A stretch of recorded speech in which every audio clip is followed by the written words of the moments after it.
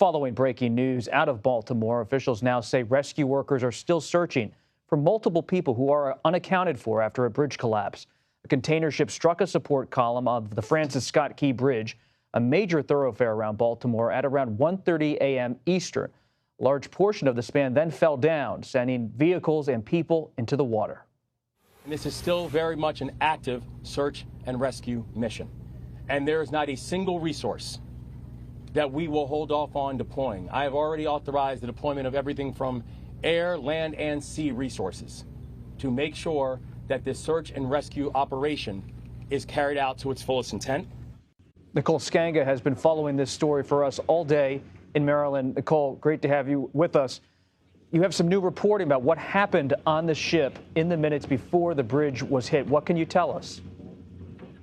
Yeah, I want to outline a few things. Robert, good to be with you. First and foremost, I just heard from the Baltimore County executive. He told me that roughly 2 minutes elapsed between when the pilot and crew first notified Maryland authorities that something was wrong with the cargo container ship Dolly and when that collision occurred at approximately 1:30 a.m. That is how quickly local law enforcement here had to jump into action in order to close down traffic to and from the bridge. We're also learning from local and federal law enforcement officials that the tugs on the Dolly were loose prior to the collision that occurred, that it is standard operating procedure for the tugs to escort these large container ships out of the port, out of their docking station, but that it is not required for an escort to be there when going under the Francis Scott Key Bridge. And so an important note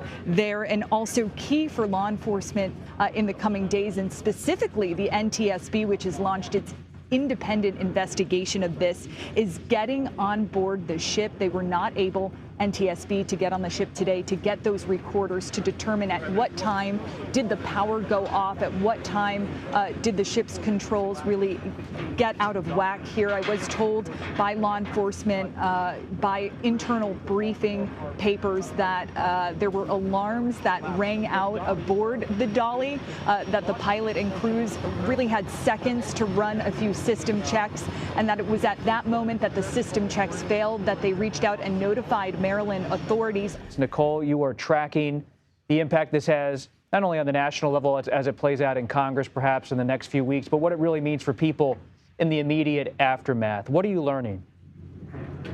Yeah, and absolutely. I mean, I've heard community members call the bridge a symbol, a landmark, a hallmark of the city. We heard Secretary Buttigieg call it a cathedral of American infrastructure. It's also economically so significant, the second busiest port on the eastern seaboard in 2023, responsible for 52.3 million tons of foreign cargo worth $80 billion, 30,000 vehicles a day cross the bridge. That's a whopping 11.5 million in the course of a year. But just talking to people here on the ground who have come down to take a look at the bridge, they can't believe what they're seeing. We spoke with one individual who works at the port. His name's John Zafia. Take a listen. I was walking the dog last night around 1:30. I heard this loud boom, and they really didn't, I thought maybe it was an accident, but nothing to this capacity. That's going to affect all of our work down there. You can't get any ships in or out. And that's investment on the community level and, of course, investment on the federal level, as we heard today from officials, all the way up to the president vowing that every penny that the city of Baltimore needs in its rebuilding will be given to the city. And I asked Senator Cardin earlier today what the financial impact will be. He said, we're not even there yet. I can't even give you a dollar or a price yet, even a ballpark figure, Robert. Nicole, you've been doing terrific work. I know you were up early in Maryland on CBS Mornings, working all day. We'll let you get back to your reporting, but thank you for joining us. At the same time, our White House correspondent, Ed O'Keefe, senior political correspondent, joins us now from the White House. Ed, tell us more about how President Biden is handling this. Bob, he was informed early this morning and had spent most of the morning with top aides who deal with these kinds of local and state issues across the country to get a handle on it. Spoke with the governor, the mayor, and other officials. And before leaving for a series of events in North Carolina this afternoon, made clear that it's his intention to see the federal government pay for the reconstruction and the cleanup from the collapse of this bridge. That will leave a lot of questions as to how exactly he can say that that should happen and how exactly it would be paid for. And in the same expression of sentiment about who would pay for this, he said, I hope Congress will work with me on it. So in essence, he's signaling it's going to require some kind of legislation or at least authorization from Congress working with him to make this happen. Appreciate that for the second time now in 2 weeks, a bridge feeding the Interstate 95 corridor along the East Coast has either dropped into the water or been condemned and is no longer usable. And this is a precedent, the other one being right there in Providence, Rhode Island, where they've discovered that an ongoing reconstruction project has to be scrapped entirely and restarted. And it's the third incident now along the I-95 corridor in the last year, the other one being the partial bridge collapse in Philadelphia due to a tanker fire last year.